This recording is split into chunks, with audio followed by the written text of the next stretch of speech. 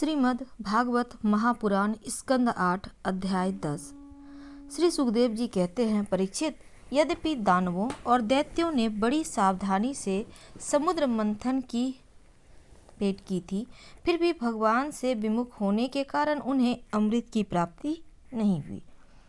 राजन, भगवान समुद्र को मथ कर अमृत निकाला और अपने निज जन देवताओं को पिला दिया।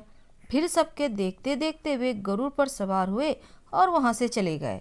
जब दैत्यों ने देखा कि हमारे शत्रुओं को तो बड़ी सफलता मिली, तब वे उनकी बढ़ती सह न सके और उन्होंने तुरंत अपने हथियार उठाए और देवताओं पर धावा बोल दिया।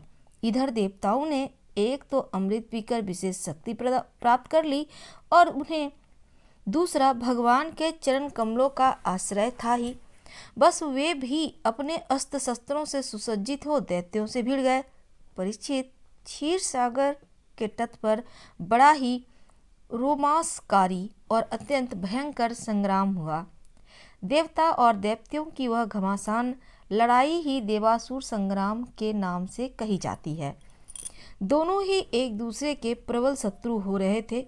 दोनों ही क्रोध से भरे हुए थे। एक दूसरे को आमने सामने पाकर तलवार, बाण और अन्य अनेकानेक अस्त्र शस्त्र परस्पर चोट पहुंचाने लगे। उस समय लड़ाई में शंख, तुरही, मृदंग, नगारे और डमरू बड़े जोर जोर से बजने लगे। हाथियों की चिंगार, घोड़ों की हिनहिनाहट, रथों की परपराहट और पैदल सेना को चिल्लाहट, बड़ा कोलाहल मच गया। रणभूमि में रथियों के साथ रथी, पैदल के साथ पैदल, घुड़सवारों के साथ घुड़सवार एवं हाथी वालों के साथ हाथी वाले भिड़ गए। उनमें से कोई कोई वीर ऊंटों पर, हाथियों पर और गधों पर चढ़कर लड़ रहे थे, तो कोई गौर, मृग, भालू, बाघ, सिंहों पर, कोई कोई सैनिक गिद्ध, कड़ू, बगुले, बाज, भास पक्षियों पर थे। बहुत से तिमिलिंग, मच्छ, सरब, भैंसे, गैंडे, बैल, नीलगाय और जंगली सांडों पर सवार थे। किसी किसी ने सियारिन, चूहे, गिरगिट और खरहों पर ही सवारी कर ली थी, तो बहुत से मनुष्य, बकरे, कृष्णसार, मृग, हंस, सूअरों पर चढ़े थे। इस प्रकार जल, स्थल एवं आकाश में रहने वाले तथा देखने में भयंकर शरीर वाले बहुत से प्राणियों पर चढ़कर कई दैत्य दोनों सेनाओं में आगे आगे घुस गए। परीक्षित, उस समय रंग बिरंगी पताकाओं, स्फटिक मणियों के समान श्वेत निर्मल छात्रों, रत्नों जड़े हुए दंड वालों, बहुमूल्य पंख, मोर पंख, चवर और वायु से उड़ते हुए दुपट्टों, पगड़ी, कलंगी, कवच, आभूषण तथा सूर्य के किरणों से अत्यंत दमकते हुए उज्ज्वल शस्त्रों एवं वीरों को पंक्तियों के कारण देवता और असुरों की सेनाएं ऐसी शोभायमान हो रही थी मानो जल जंतुओं से भरे दो महासागर लहरा रहे हों। परीक्षित, रणभूमि में दैत्यों के सेनापति विरोचन पुत्र बलि मय दानव के बनाए हुए वैहायस नामक विमान पर सवार हुए और वह विमान चलाने वाले की जहाँ इच्छा होती थी वहीं चला जाता था। युद्ध को समस्त सामग्रियों उनमें सुसज्जित थी। परीक्षित, वह इतना आश्चर्यमय था कि कभी दिखलाई पड़ता तो कभी अदृश्य हो जाता। वह इस समय कहाँ है? जब इस बात का अनुमान भी नहीं किया जा सकता था, तब बतलाया कैसे जा सकता? उसी श्रेष्ठ विमान पर राजा बलि सवार थे। सभी बड़े बड़े सेनापति उनको चारों ओर से घेरे हुए थे। उन पर श्रेष्ठ चमर दुलाए जा रहे थे। छत्र तना हुआ था। उसमें बलि ऐसे जान पड़ते थे जैसे उदयाचल पर चंद्रमा। उनके चारों ओर अपने अपने विमानों पर सेना की छोटी छोटी टुकड़ियों के स्वामी नमुची, संबर, वान, विप्रचित्त, अयोमुग, द्विमुधा, कालनाभ, प्रहेति, हेति, इलवल, शकुनी, भूत संताप, वज्र दंश, विरोचन, हयग्रीव, शंख शिरा, कवि, मेंदुभी, तारक, चक्र, शुंभ, निशुंभ, जंब, उत्कल, अरिष्ट, अरिष्टनेमी, त्रिपुराधिपति, मय, पौलोम, काले और निवात कवच आदि स्थित थे।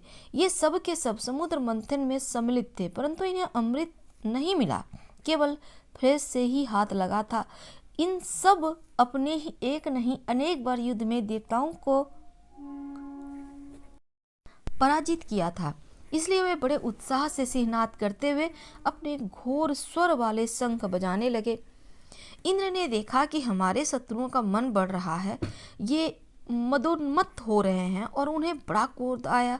वे अपने वाहन एरावत नामक दिग्ग पर सवार हुए और उनके कपोलों से मद बह रहा था। इसलिए इंद्र की ऐसी शोभा हुई मानो भगवान सूर्य उदयाचल पर आरूढ़ हो और उससे अनेकों झरने बह रहे हों। इंद्र के चारों ओर अपने अपने वाहन, ध्वजा, आयुधों से युक्त देवगण एवं अपने अपने गणों के साथ वायु, अग्नि, वरुण आदि लोकपाल हो लिए। दोनों सेनाएं आमने सामने खड़ी थी। दो दो की जोड़ियां बनाकर वे लोग लड़ने लगे। कोई आगे बढ़ रहा था, कोई नाम लेकर ललकार रहा था, कोई कोई मर्मभेदी वचनों के द्वारा अपने प्रतिद्वंदियों को चिकरा रहा था। बलि इंद्र से, स्वामी कार्तिक तारकासुर से, वरुण हेती से, मित्र प्रहेती से भिड़ गए। यमराज काल नाप से, विश्वकर्मा मैं से, संबरासुर त्वदष्टा से और सविता विरोचन से लड़ने लगे। नमुची अपराजित से, अश्विनी कुमार वृषपर्वा से, सूर्य बलि के बाण आदि स्वपुत्रों से युद्ध करने लगे। राहु के साथ चंद्रमा और पुलोमा के साथ वायु का युद्ध हुआ। भद्रकाली देवी निशुंभ और शुंभ पर झपट पड़ी। परीक्षित जंभासुर से महादेव जी, महिषासुर से अग्निदेव की और वातापी तथा इल्व से ब्रह्मा के पुत्र मरीच आदि उन गई।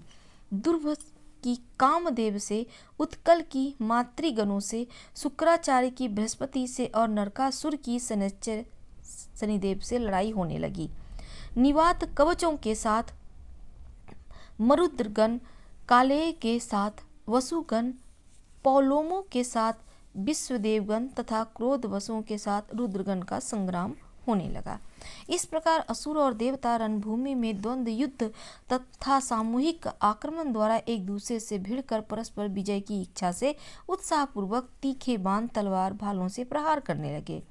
वे तरह तरह से युद्ध कर रहे थे। चक्र, गदा, ऋषि, शक्ति, मुक्त, पास, फरसा, तलवार, भाले, परिध, भविंदीपाल से एक दूसरे का सिर काटने लगे। उस समय अपने सवारों के साथ हाथी, घोड़े, रथ आदि अनेकों प्रकार के वाहन और पैदल सेना छिन्न भिन्न होने लगी। किसी की भुजा, किसी की जहर, किसी की गर्दन, किसी के जंघा, किसी के पैर कट गए तो किसी किसी की ध्वजा, धनुष, कवच और आभूषण ही टुकड़े टुकड़े हो गए। उनके चरणों की धमक और रथ के पहियों को रगड़ से पृथ्वी खुद गई। उस समय रणभूमि ऐसी प्रचंड धूल उठी कि दिशा, आकाश और सूर्य भी ढक गए, परंतु थोड़ी ही देर में खून की धारा से भूमि आप्लावित हो गई। कहीं धूल का नाम भी न था। तदंतर लड़ाई का मैदान कटे हुए सिरों से भर गया। किसी के मुकुट और कुंडल तो गिर गए तो किसी की आंखों से क्रोध को मुद्रा प्रकट हो रही थी। किसी किसी ने अपने दांतों से ओठ दबा रखा था। बहुतों की आभूषणों और शस्त्रों से सुसज्जित लंबी लंबी भुजाएं काट कर गिरी हुई थी और बहुतों को मोटी मोटी जांघें कटी हुई थी।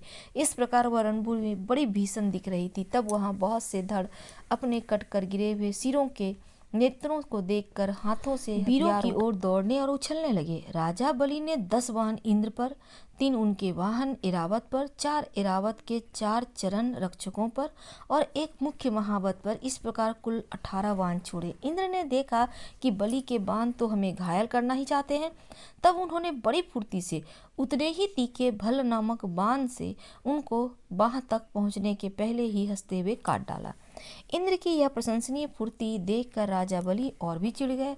उन्होंने एक बहुत बड़ी शक्ति जो बड़े भारी लूके के समान जल रही थी उठाई, किंतु अभी वह उनके हाथ से छूटने ही नहीं पाई थी कि इंद्र उसे भी काट डाला। इसके बाद बलि ने एक के पीछे एक क्रमशः शूल, पास, तोमर, शक्ति उठाई, परंतु वे जो शस्त्र हाथ में उठाते इंद्र उनके टुकड़े टुकड़े कर डालता। इस हस्त लाघव से इंद्र का ऐश्वर्य और भी चमक उठा। परीक्षित जब इंद्र की फुर्ती से घबरा कर पहले तो बलि अंतर्ध्यान हो गए, फिर उन्होंने आसुरी माया की सृष्टि की। तुरंत ही देवताओं की सेना के ऊपर एक पर्वत प्रकट हुआ।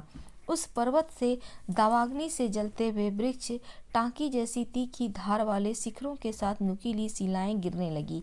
इससे देवताओं की सेना चकनाचूर होने लगी। तत्पश्चात बड़े बड़े सांप, दंतसूप, बिच्छू, अन्य विषैले जीव उछल उछल कर काटने, डंक मारने लगे।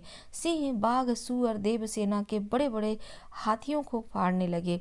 परीक्षित हाथों में सूल लिए मारो काटो इस प्रकार चिल्लाती भी सैकड़ों नंग धरंग राक्षसियां और राक्षस भी वहां प्रकट हो गए। कुछ ही क्षण के बाद आकाश में बादलों की घनघोर घटाएं मंडराने लगी।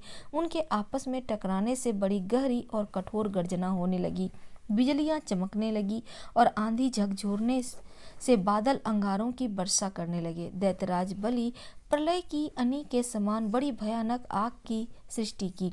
यह बात की बाद में वायु की सहायता से देव सेना को जलाने लगी।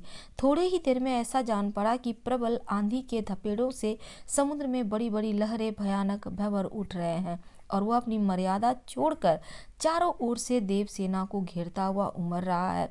इस प्रकार जब उन भयानक असुरों ने बहुत बड़ी माया की सृष्टि की और स्वयं अपनी माया के प्रभाव से छिप रहे न दिखने के कारण उन पर प्रहार भी नहीं किया जा सकता था, तब देवताओं के सैनिक बहुत दुखी हो गए।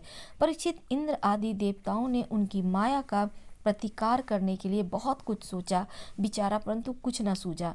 तब उन्होंने विश्व के जीवनदाता भगवान का ध्यान किया और ध्यान करते ही वे वहीं प्रकट हो गए। बड़ी ही सुंदर झांकी थी। गरुड़ के कंधे पर उनके चरण कमल विराजमान थे। नवीन कमल के समान बड़े ही कोमल नेत्र थे। पीताम्बर धारण किए वे 8 भुजाओं में 8 आयुध, गले में कौस्तुभ मणि, मस्तक पर अमूल्य मुकुट और कानों में कुंडल झिलमिला रहे थे। देवताओं ने अपने नेत्रों से भगवान की इस छवि का दर्शन किया। परम पुरुष परमात्मा के प्रकट होते ही उनके प्रभाव से असुरों की वह कपट भरी माया विलीन हो गई। ठीक वैसे ही जैसे जग जाने पर स्वप्न की वस्तुओं का पता नहीं चलता, ठीक ही है भगवान की स्मृति समस्त विपत्तियों से मुक्त कर देती है। इसके बाद कालनेमी दैत्य ने देखा कि लड़ाई मैदान में गरुड़ वाहन भगवान आ गए हैं। तब उसने अपने सिंह पर बैठे बैठे ही बड़े वेग से उनके ऊपर एक त्रिशूल चलाया। वह गरुड़ के सिर पर लगने ही वाला था कि खेल खेल में भगवान ने उसे पकड़ लिया और उसी त्रिशूल से उसके चलाने वाले कालनेमी दैत्य और उसके वाहन को मार डाला। माली और सुमाली 2 बड़े दैत्य बलवान थे। भगवान ने युद्ध में अपने चक्र से उनके सिर काट डाले। वे निर्जीव होकर गिर पड़े। तदंतर माल्यवान ने अपनी प्रचंड गदा से गरुड़ पर बड़े वेग के साथ प्रहार किया, परंतु गर्जना करते हुए माल्यवान के प्रभाव करते न करते ही भगवान ने चक्र से उनके सिर को भी धड़ से अलग कर दिया। श्रीमद् भागवत महापुराण स्कंद 8 अध्याय 10 समाप्त हुआ। हम आपसे कल मिलेंगे अगले अध्याय के साथ। धन्यवाद।